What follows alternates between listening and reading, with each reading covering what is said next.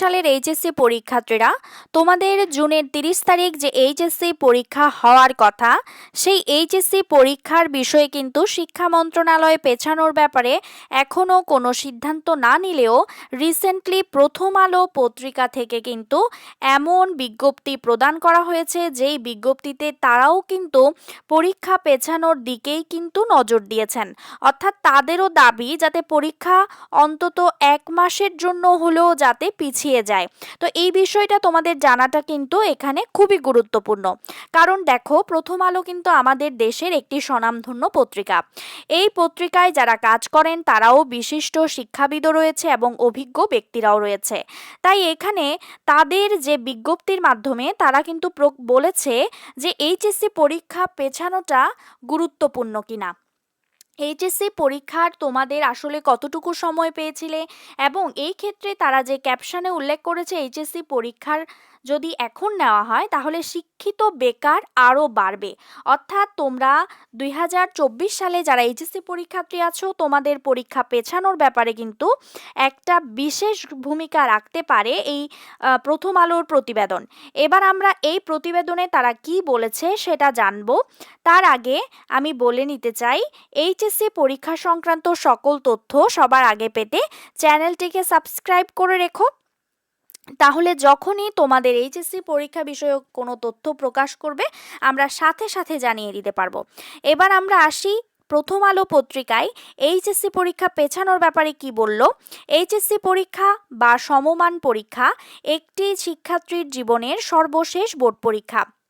একজন শিক্ষার্থী PSC, JSC, SSC দেওয়ার পর সর্বশেষে এইচএসসি পরীক্ষায় অংশগ্রহণ করে। এই শেষ পরীক্ষার ফলাফলের ওপর নির্ভর করে কিন্তু তাদের শিক্ষাজীবন ও কর্মজীবনের নিশ্চয়তা হয়। কাজেই যথাযথ প্রস্তুতির অভাবে এইচএসসিতে কোনো শিক্ষার্থীর পরীক্ষার ফলাফল সন্তোষজনক হবে না। 2023 সালে এইচএসসি পরীক্ষায় অংশগ্রহণ করেছে এবং তারা জিপিএ 5 কত পেয়েছে, এবং অনেকের জীবন কিন্তু এখন প্রায় অনিশ্চিত, অনেকে কিন্তু এখনো বেকার রয়ে গেছে, এই বিষয়ে বলা হয়েছে।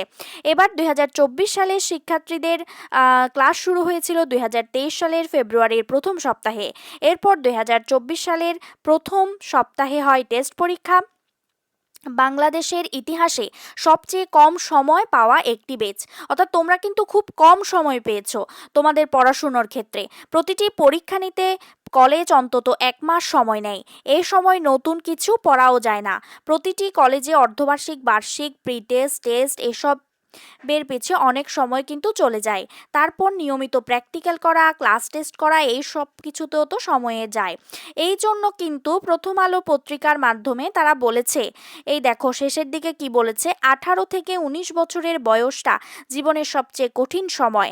তাদের প্রতি এমন অবিচার কোনোভাবেই মানা যায় না। আর কোনো দেশের শিক্ষা মন্ত্রণালয়ের এরকম উদাসীনতার নজির নেই।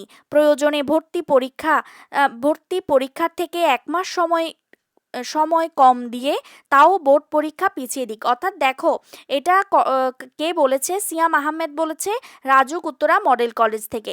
রাজুক উত্তরা মডেল কলেজ কিন্তু একটি স্বনামধন্য কলেজ। তাই এখানেও কিন্তু শিক্ষকরা বলছে যে তোমাদের পরীক্ষা যাতে পিছিয়ে নেওয়া হয়। তাহলে এটা কিন্তু খুব গুরুত্বপূর্ণ একটা বিষয়, তোমরা কিন্তু আসলে খুব কম সময় পেয়েছো। তো এটা যদি শিক্ষা মন্ত্রণালয়ের কানে পৌঁছায়, শিক্ষা মন্ত্রণালয় যদি এটা নিয়ে আবার বিচার বিবেচনা করে, তাহলে কিন্তু তোমাদের পরীক্ষা পেছানোর একটা সম্ভাবনা রয়েছে। তাই প্রিয় শিক্ষার্থীরা, আমরা এখন বলছি যে আসলে এইচএসসি পরীক্ষা পিছিয়ে যাওয়ার পেছনে কিন্তু বেশ অনেকটাই জোরালো ভূমিকা কিন্তু এখন পালন করছে কলেজের বিভিন্ন কলেজের শিক্ষকরা, পত্রপত্রিকা। এবার দেখা যাক আসলে পরীক্ষা পেছায় কিনা। তবে পরীক্ষা পেছাক আর না পিছাক, তোমরা কিন্তু প্রস্তুতি নিতে থাকো, আমার চ্যানেলের সাথে থাকো গুরুত্বপূর্ণ সকল আপডেট পাওয়ার জন্য।